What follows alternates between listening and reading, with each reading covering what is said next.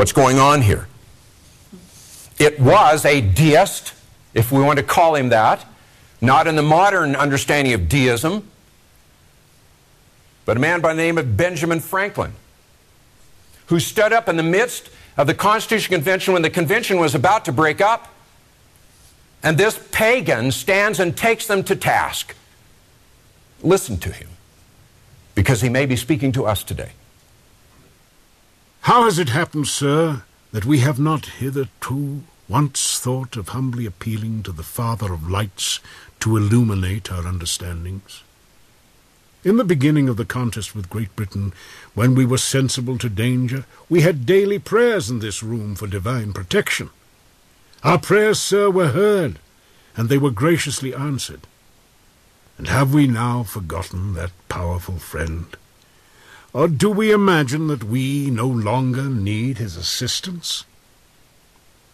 I have lived, sir, a long time, and the longer I live, the more convincing proofs I see of this truth, that God governs in the affairs of men. And if a sparrow cannot fall to the ground without his notice, is it probable that an empire can rise without his aid?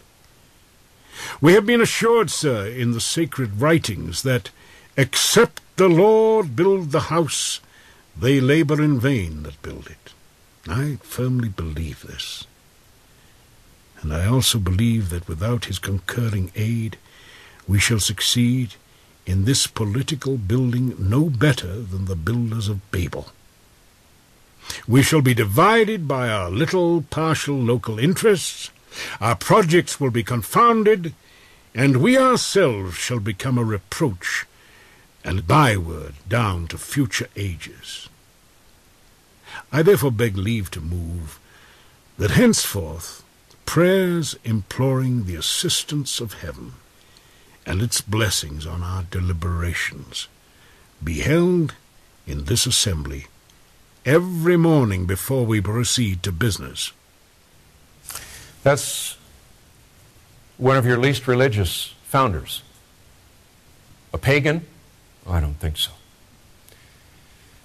What has happened? Why is all this taking place?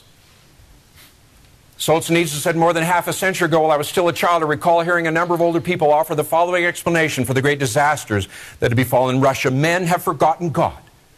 That's why all this has happened.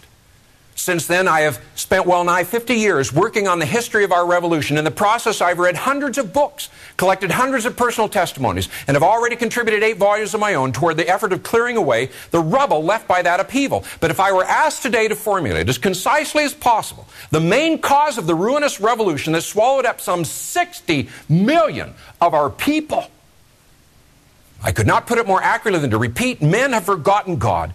That is why all this has happened.